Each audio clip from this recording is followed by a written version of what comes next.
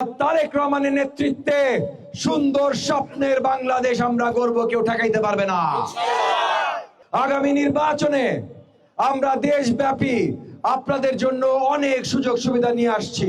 প্রত্যেকটি পরিবারের জন্য, স্পেশালি যারা দুস্থ পরিবার, তাদের জন্য গ্যারান্টিড ইনকাম আমরা ফ্যামিলি কার্ড নিয়ে আসছি। প্রত্যেকটি পরিবার যেন মিনিমাম প্রত্যেক মাসে একটা ভাতা পায়, আপনাদের যেন ক্ষুধার্ত যেতে না হয়, মারা যেন বাচ্চাদের দেখাশোনা করতে পারে, পরিবারগুলো যেন সম্ভ্রান্ত হতে পারে। আমাদের বেকার তরুণদের জন্য বেকার ভাতার ব্যবস্থা করছি। 40% কৃষিজীবী পরিবার আছে, তাদের জন্য ফার্মার্স কার্ড, কৃষি কার্ডের ব্যবস্থা করছি। শিক্ষা ব্যবস্থা, আজকে নেক মোহাম্মদ ভাইও বললেন যে এইখানে স্কুলের উন্নয়ন দরকার। পুরো শিক্ষা ব্যবস্থায় আমূল পরিবর্তন আনছি আমরা জাতীয় পর্যায়ে। স্বাস্থ্য সেবা, হেলথ ইন্স্যুরেন্স আনছি, ফ্রি স্বাস্থ্য সেবা আনছি জাতীয় পর্যায়ে। সো আগামীতে সুন্দর বাংলাদেশ গড়তে হলে কোন মার্কায় ভোট দিতে হবে? জনাব তারেক রহমানের নেতৃত্বেই আমরা সুন্দর বাংলাদেশ গড়বো ইনশাআল্লাহ। আর এই এলাকায় আমি ববি হাজ্জাজ, একজন শিক্ষক, আমাকে দায়িত্ব দেওয়া হয়েছে।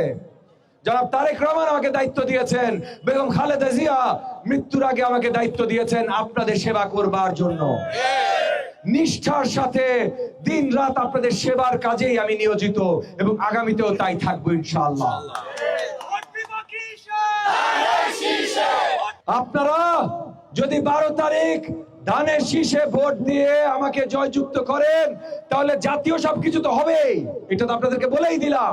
এবং জাতীয় সরকারে ভাই আমরাই আসছি, ধানের শীষই আসছে, আর কারোর কোনো উপায় নাই। অনেক ধরনের মিথ্যা কথা লোকজন বলে বেড়াচ্ছে। বিশেষ করে ইন্টারনেটে যদি যান, তাইলে এই জোট জিতে গেছে, ও জিতে গেছে, আমাদের কোনো দাঁড়ানোর জায়গা নাই, এত ফালতু কথা বাংলাদেশের জনগণ বিশ্বাস করে না।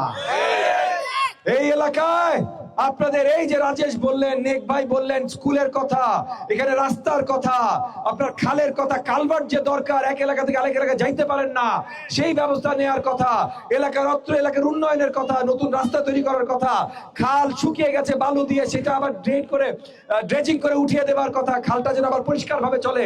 এই সব কাজ একমাত্র সরকারি দলের দ্বারাই সম্ভব। তাই আপনারা যদি এই সেবাগুলো চান, তাহলে কোথায় ভোট দিতে হবে? এবং একই সাথে আমি আসছি ববি হাজ্জাজ, একজন শিক্ষক, আপনাদের কাছে আসছি যেন এইখানে সন্ত্রাস মুক্ত করা যায়, কেউ যেন চাঁদাবাজি করতে না পারে। আমার চাঁদাবাজি দরকার নাই, আমি অন্য কাউরেও চাঁদাবাজি করতে দিব না ইনশাআল্লাহ।